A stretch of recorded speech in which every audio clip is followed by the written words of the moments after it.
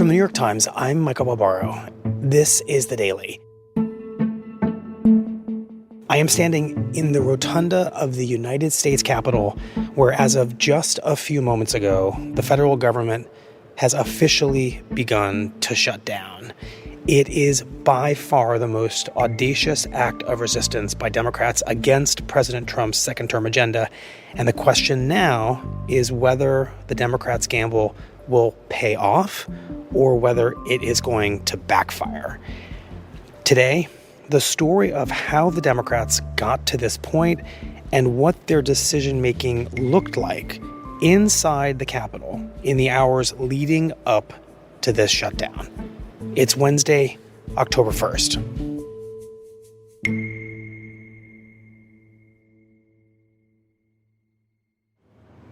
Okay, testing 1, 2, 3, testing 1, 2, 3. Michael Barbaro, good morning. Testing 3, 4, 5. Good morning, Mary. Tell me where we are right now. We're on the, according to Rachel Quester, Daily Editor, Washington resident, the east side of the United States Capitol, looking at the dome. It's a humid morning here, Tuesday, 10:20 a.m., government shutdown day, if things proceed in the direction we believe they will for the rest of the day. And we're about to head into the Capitol to go meet with our colleague, Catie Edmondson. She's a Times congressional correspondent. She's going to talk us through really the road to this moment, to shutdown. So she's waiting for us, and we got to go head through a gauntlet of security. Want to go first? I'll go behind you. Thank you. Yep, you guys are all set. Do you know how to get there? No, we don't. Yep. Around the corner, elevator to 3. Thank you. Thank you. You too. All right, we're gonna get in this elevator, yeah?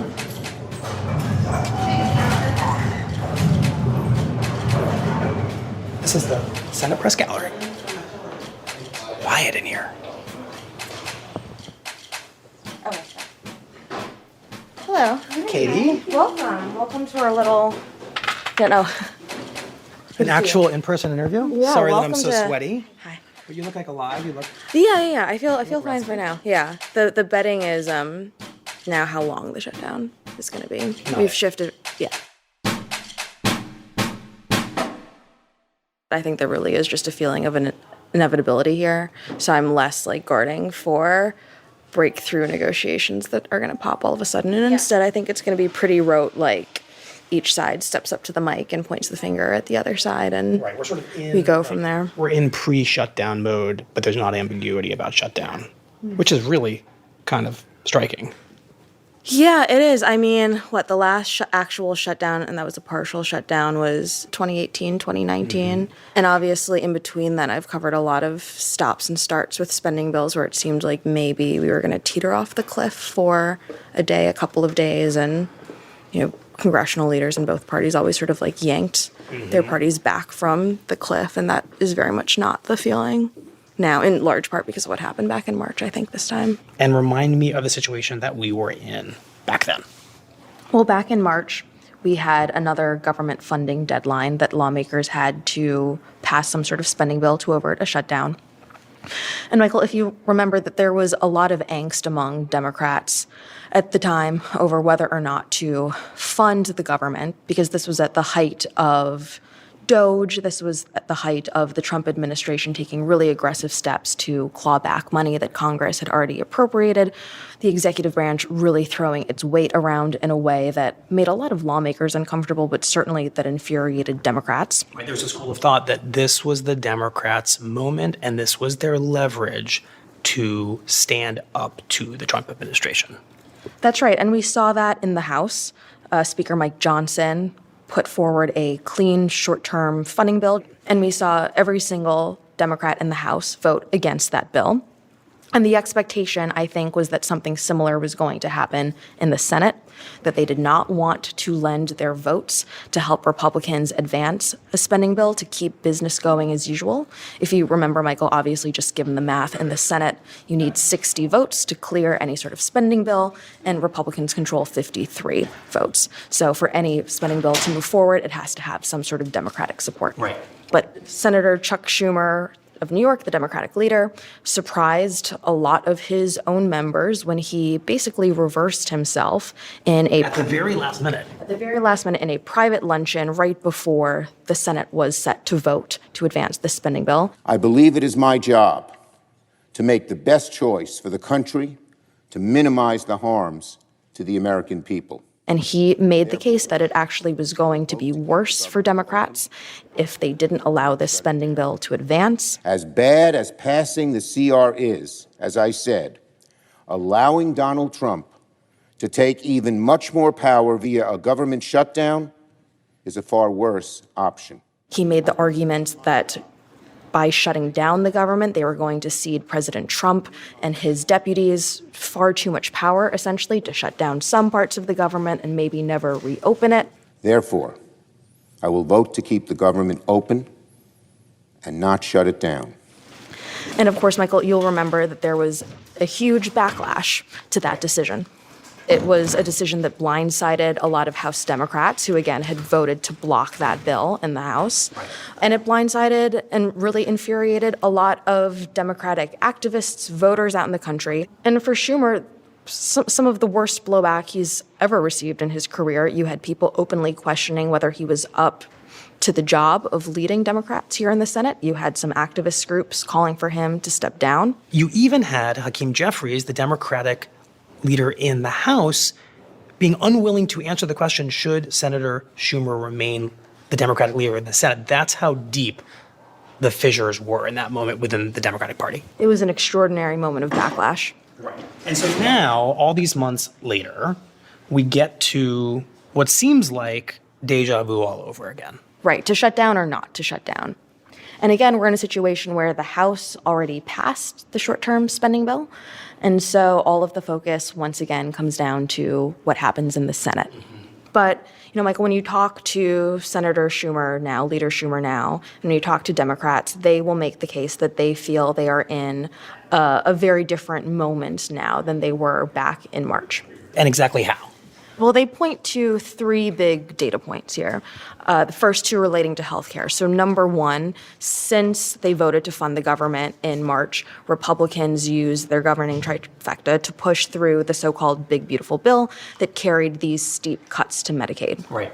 Right, so Democrats are making the argument that American voters, in fact, despise the Medicaid cuts that are contained in that legislation and want Democrats in Congress to push back.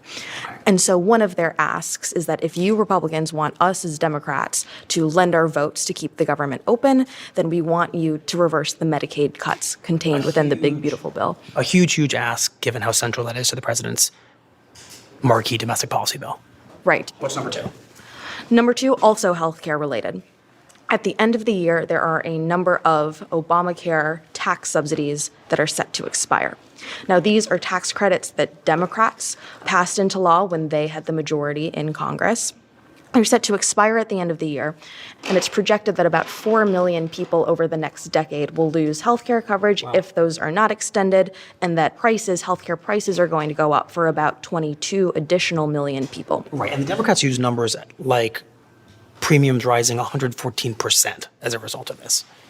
It's projected to jack up healthcare prices pretty significantly for families, for older couples. And so Democrats are making the argument to tie extending those subsidies to the government spending bill, in part because time is of the essence. People are going to the marketplace to lock in their healthcare plans as we speak. Okay, and what's the third issue? So the third issue is the White House's campaign to unilaterally rescind money, to claw back money that Congress already approved. And again, Michael, you and I both know the White House has been picking and choosing which funds they want to disperse, let go to the agencies that Congress wanted that funding to go to. And in some cases, they have frozen or canceled funding entirely, especially when it comes to foreign aid. Right, and thereby essentially circumventing the will of Congress. That's right. That has infuriated both Democrats and Republicans, but Democrats in particular have zeroed in on this issue in this funding fight because part of their argument is, how can you expect us to agree to any sort of bipartisan funding agreement if then your deputies on the back end take back money that we wanted to go out? Got it. And what do Republicans say to the idea of these three demands being suddenly tethered to the act of funding the government, that these three rationales would be used to shut it down. Well, the case that Republicans are making is, look, we have just offered a clean funding extension, right? We're not asking for you to vote for any Republican policies. We're not even asking you to endorse any spending cuts. We just want to keep the government open. We are not going to be held hostage for over $1 trillion in new spending on a continuing resolution. And Republicans, like Senator John Thune of South Dakota, the majority leader, have accused Democrats of trying to hold the government hostage, essentially, in order to get the votes for their Democratic policies. They, as you all know, have voted during the time they had the majority 13 different times, and when Biden was in the White House, on short-term continuing resolutions, 13 different times. And to what degree would Thune be correct in the sense that clearly someone like Senator Schumer has gone on a journey here, right? From we will not use our power in the minority to take a stand against the Trump administration back in March to now saying, actually, we will. That essentially this is a protest against the Trump administration's agenda. Well, Thune has made the case that Republicans, when they were in the minority in the Senate, voted several times for these types of clean stopgap bills, that they did not try to add any Republican policies to these bills. And I think what's changed is President Trump is in the White House. That's what this is about. This is politics. And there isn't any substantive reason why there ought to be a government shutdown. Essentially, at the end of the day, Democrats are saying, sure, but we are in such uncharted times now. Right, given everything the White House is doing, if you want our votes, sorry, you're going to have to negotiate with us, and this is our asking price. Shutdown. This is totally avoidable. It is a decision they're going to have to make, and if the government shuts down, it is on the Senate Democrats. The back and forth between the Democrats and the Republicans here has devolved pretty quickly. Considerably, yeah. I mean, we started the week with President Trump meeting congressional leaders at the White House to discuss funding negotiations. By all accounts, it seemed to be a cordial but ultimately fruitless meeting. Mm-hmm. But hours after that meeting, President Trump posted a pretty crude and inflammatory video on social media. Look, guys, there's no way to sugarcoat it. Nobody likes Democrats anymore. It's a deep fake video, so this was an AI-generated video. Not even black people want to vote for us anymore. Even Latinos hate us. Depicting Representative Hakeem Jeffries wearing a cartoon mustache and a sombrero, and has him mute in the video. And then it sort of edited Senator Schumer's voice to say things that he did not say, including that Democrats want to fund health care for illegal immigrants, which is a pretty baseless claim, I should add. They won't realize we're just a bunch of woke pieces of you know, at least for a while, until they learn English and they realize they hate us too. And all of this is set to mariachi music in the background. That video kind of said, this is not the time for negotiation. Well, and we're not taking you seriously. So given everything you've just laid out here, if a shutdown happens, what are the repercussions and how quickly we're going to feel them? Well, shutdowns are typically pretty politically unpopular, and that's because they hit a lot of Americans in different ways, right? You have federal employees who are furloughed, who are asked to continue coming into work, but who won't receive pay until the shutdown is over. You have things like national parks closing down. But I think this potentially could be a shutdown in uncharted territory because of the way that the White House is approaching it. President Trump and his top deputies, including Russ Vought, who is the director of the Budget Office, have indicated that they want to make this as painful as possible and for Democrats to bear the political blame for that pain. President Trump earlier today in the Oval Office said that with a shutdown, quote, we can get rid of a lot of things that we didn't want and they'd be Democrat things. And Michael, I think it's important to note that the fear of the Trump administration weaponizing a shutdown was actually one of the reasons why Leader Schumer and Democrats initially back in March said, okay, let's continue to fund the government. But in the intervening months, they've said, look, we voted to fund the government, we voted to avert a shutdown, and you continued doing all of this stuff anyway. You continued to rescind funding that we approved. You continued to lay off federal workers. You're going to do this whether or not we vote to fund the government. Right. In other words, what the Democrats feared most during a shutdown in their minds was happening in the absence of a shutdown. That's right. Okay, so just to distill all this, it feels like Democrats are saying, having been burned the last time, there's nothing to lose from taking a principled stand against this administration and basically using the shutdown as a very public and, they'd argue, principled, policy-oriented act of protest against the Trump administration. And the Republicans, in turn, are saying, good luck with that. That's exactly right. But I also think, Michael, what you described also underscores why this could be, one, why I think a shutdown feels inevitable here, and two, why a shutdown potentially could last a while. What happens now? We're talking to you on Tuesday morning. There's a full day of logistics ahead of us that precede a shutdown. So the rank and file of both parties are going to meet.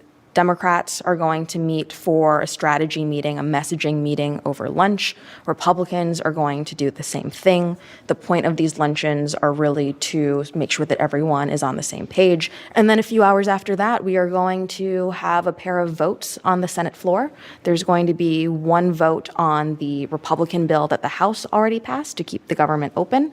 There's going to be one vote on what the Democratic counteroffer is. And, Michael, we expect both of those to fail. And then by 11:59 p.m., as the clock moves from 11:59 to 12 a.m., the government will shut down. Okay, well, Catie, with your permission, we are going to annoyingly follow you around the Capitol all day. So let's head to these lunches. Let's do it. Let's go stand in some hallways outside of closed-door rooms. And elevators. Okay.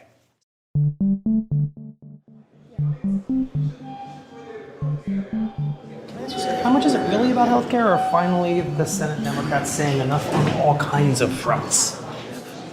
Well, the only way to address the healthcare issue is to take a stand. I care about my constituents, and my constituents need help right now. I survived a stroke 3 years ago. When rural health clinics start closing and hospitals close, and you have an episode like I did, time is not on your side.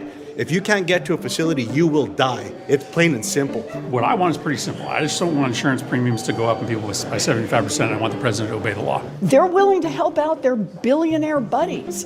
All these cuts to health care were so that they could fund tax breaks for billionaires and billionaire corporations. It's time for Democrats to stand up and say no more. We should get to lunch, Senator. Okay, so give you what you need, Jiang. Thanks, Senator.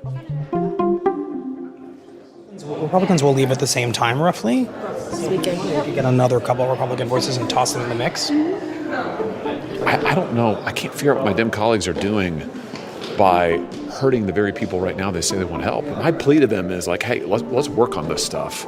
But don't take hostage all of these working people in America. It's a beautiful bill, right? So you both inflicted, and now you're saying don't I act. didn't inflict anything. I mean, no, listen, we got $50 billion in additional funding for rural health care in that bill that starts from my state right now.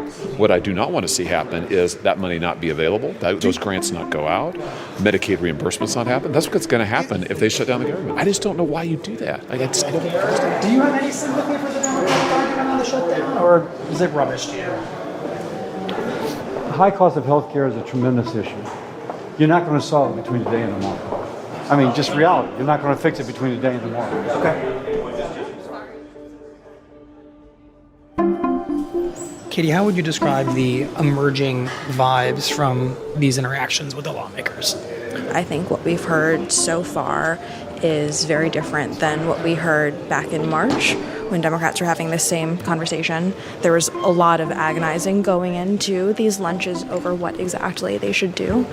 And I think you've heard most Democrats that you've spoken to, that I've spoken to, be pretty steadfast in their resolve to pick this fight. Mm-hmm. All right, well, Catie, thank you for all your time this afternoon. You're free to go. Yeah.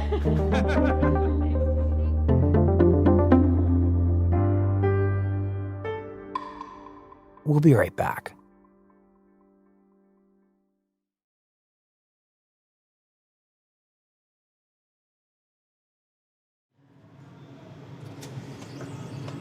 It's almost 4:30. We're just hopped into an elevator, are headed down to the second floor of the Capitol because Senator Schumer's office just let us know that he is going to make himself available to us for about 5-10 minutes to talk about the decision he faces and why he is pursuing this shutdown.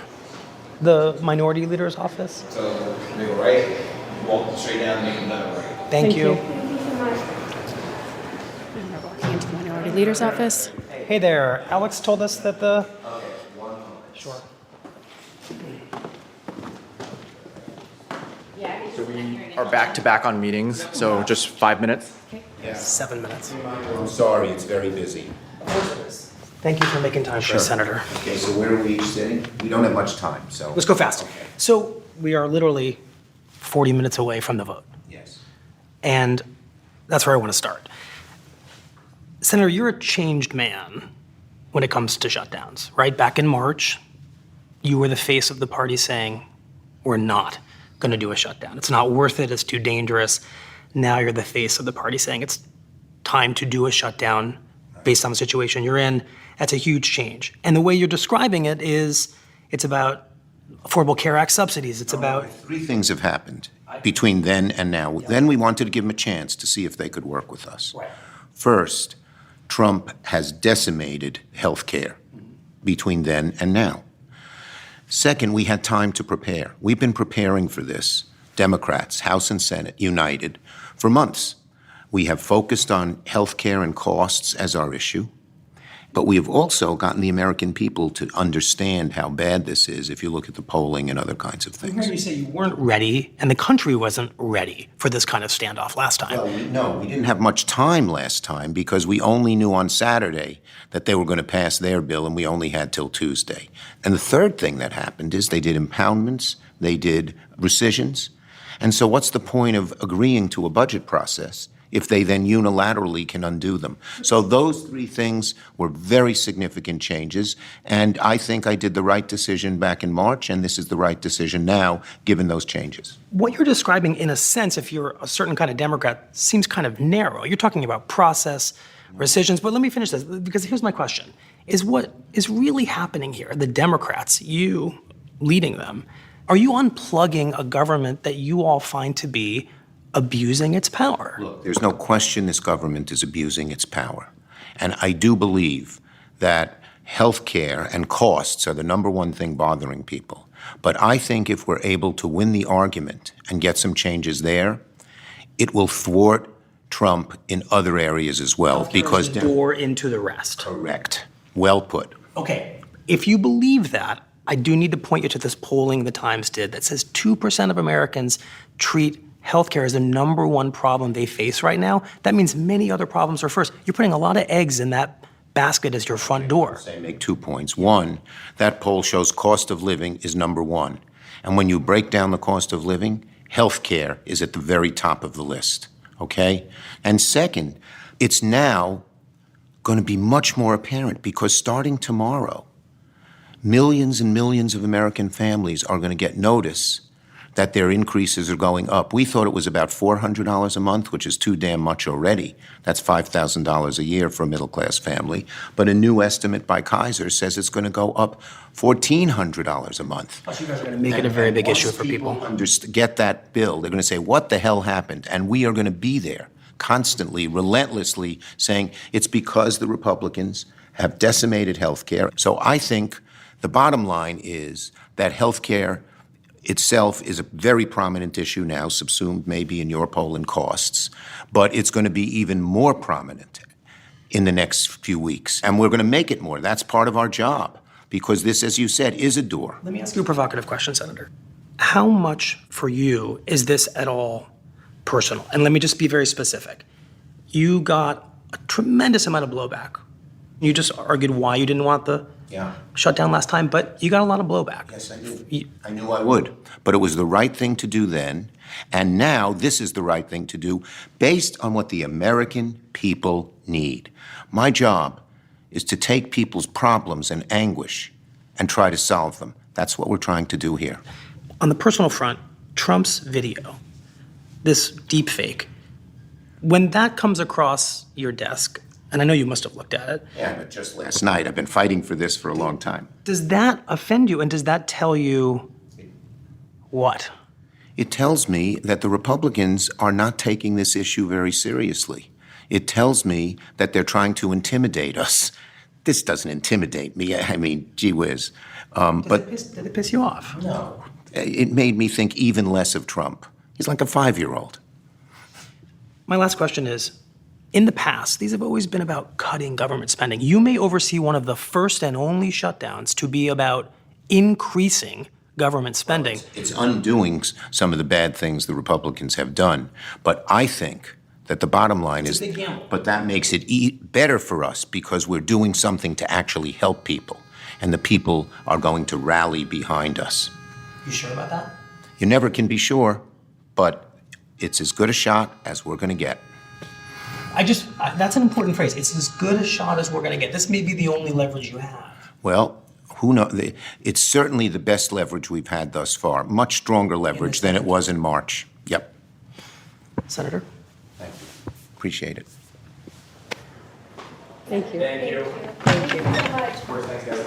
That beeping at the end means that the voting is about to start. Mr. President. Democrat leader. We in a quorum?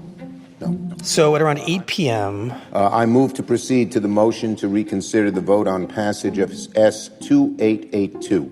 Both the Democratic and the Republican spending bills that would have kept the government funded. The clerk will call the roll. Both went down in flames. The 60-vote threshold having not been achieved, the bill upon reconsideration is not passed. And so now there are no more votes scheduled tonight, and a government shutdown is no longer theoretical. It is an absolute certainty. And because that is now the reality, there's one last person we want to talk to today, and that is Carl Hulse. He is the Times' most senior congressional correspondent. I think, honestly, around here, he's considered the dean of the congressional correspondence. And with several decades of covering this institution under his belt, we wanted the benefit of his perspective on all this. Testing 1, 2, 3. Carl? Sir. You ready? I'm ready. Please make your way into our extremely improvised studio here. Carl, when I sat down to write how long you've been covering Congress, I wrote 30 years. 40 years. Okay, so I was off by 10 years. Yeah. Yeah. I was here for Clinton, Gingrich shutdowns. So how were you thinking about what just happened here tonight? I think the Democrats are a different party. And part of the reason is just practical. They have lost the people who were in the states, the red and purple states, that were in the past anxious about shutdowns. They were really worried that they're going to turn off their voters there. Well, the people in those states... The senators. Yes. Those Democrats are gone. You know, remind me, who are we talking about? Montana, Indiana, Florida, Missouri, North Dakota. The kind of purplish red flank of the Democratic Party. Right. Those seats have turned over. So the complexion, the makeup of the Democratic caucus in the Senate is different than it has been in the past. Would those senators from those states have tolerated the shutdown? No, they would have been freaking out.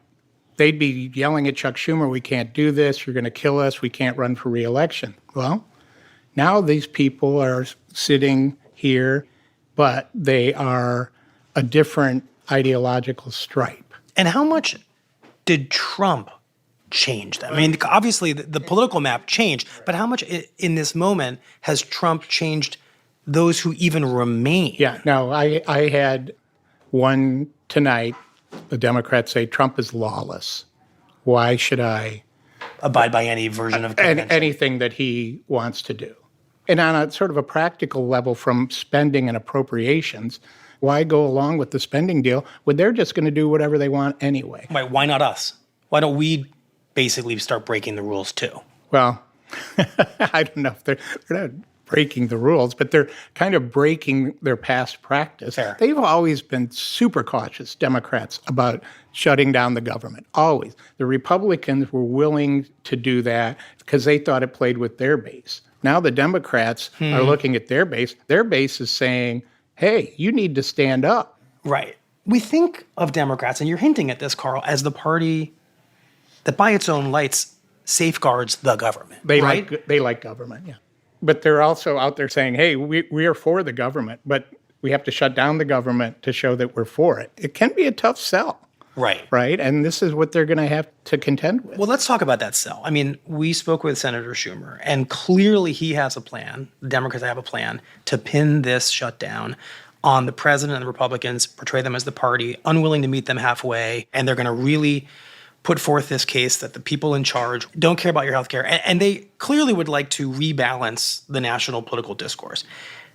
But it feels hard to compete with President Trump's megaphone and his ability to dominate the message around any moment. And so won't the early stages of this be Trump saying, well, let's just look at the vote. And the vote was the Democrats wouldn't vote to continue spending. Yeah, I think it's tough for the Democrats, especially at the start. I do. They're the ones who did not provide the votes. And Trump not only has a big megaphone, but he uses it like almost hourly. Right. So he's got a good opportunity to beat on the Democrats. I do think it's kind of interesting in a way to hear the Republicans and Trump talk about how essential the government is now, right? They're really building up the role of the government. Maybe they may come to regret some of those statements, but they think they've got the Democrats right where they want them. You guys just voted to shut down the government. We're going to lay off a bunch of people, and it's all going to be your fault. But you never know how this is going to play out. You really don't. I want to just have you meditate for a minute on where the Democrats are in this journey that you started talking about at the beginning. Parties seem to change slowly, but then all of a sudden it's very clear that they've changed. That's been the story of the Republicans under Trump. They're not at all the party that they were before he came around. And maybe we're at the beginning of a meaningful and lasting change for the Democratic Party, where countering Trump means it's willing to do things it would have never done in the past. I think that's Does right. this foretell this I moment, think that that's right. change? I do. I think that, they've been radicalized in some ways by Trump's actions, and they think that they have to do things that are extraordinary to stop him.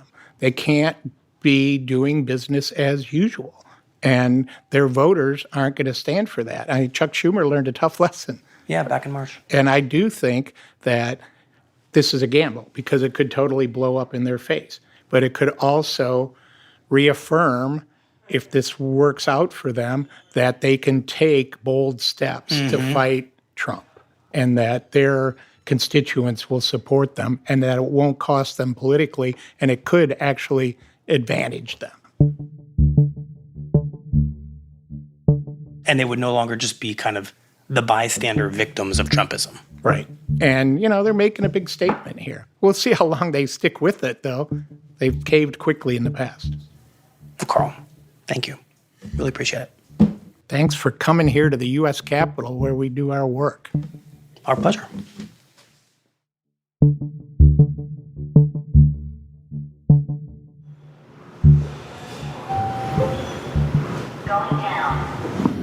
Oh, we have to hit the floor. Oh, jeez. Is it late? You think our brains are fried? We're done. So it is now 12:30 a.m. on Wednesday morning, and we're walking out of the Capitol, which is pretty much empty except for a handful of security guards and cleaning crews, which, as of this morning, are not being paid anymore. The plan is for more than 400,000 federal workers to be furloughed in the coming days. And for some of them, it may be worse than that. They may be fired. And that's really the story of the shutdown that began here in this building this morning. It's going to start here, and then it is going to radiate out across the entire city of Washington, D.C., and then the entire country. Good night, sir. Good night. You'll have a nice evening. You too. Thank you. Good luck getting through this. Not the first time. Not the last time.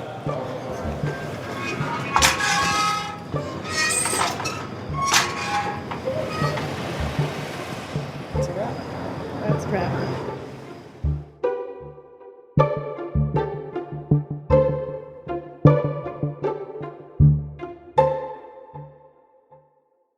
We'll be right back. Here's what else you need to know today. I'm thrilled to be here this morning to address the senior leadership of what is once again known around the world as the Department of War. In an unusual speech to hundreds of the country's most senior military officials on Tuesday, President Trump said that he had instructed his defense secretary, Pete Hegseth, to use American cities as a training ground for the U.S. military. And I told Pete, we should use some of these dangerous cities as training grounds for our military, National Guard, but military. The surprise remark offers a new context for Trump's controversial decision to deploy the National Guard to cities across the country, including, so far, Los Angeles, Washington, D.C., and Portland, Oregon. During the event, for which commanders had been summoned from around the world, Hegseth complained about overweight soldiers and commanders across the military. It's tiring to look out at combat formations, or really any formation, and see fat troops. Likewise, it's completely unacceptable to see fat generals and admirals in the halls of the Pentagon and leading commands around the country and the world. It's a bad look. And he warned the officials that they must sign on to his agenda of ridding the military of philosophies like DEI, or they should quit their jobs. But if the words I'm speaking today are making your heart sink, then you should do the honorable thing and resign. We would thank you for your service.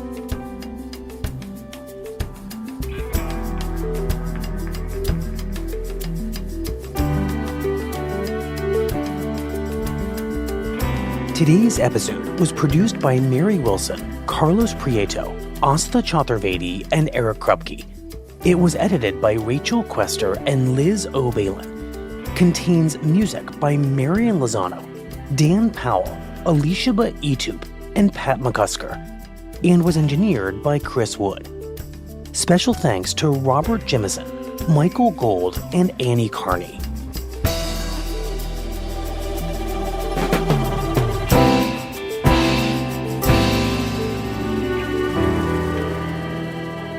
That's it for the Daily.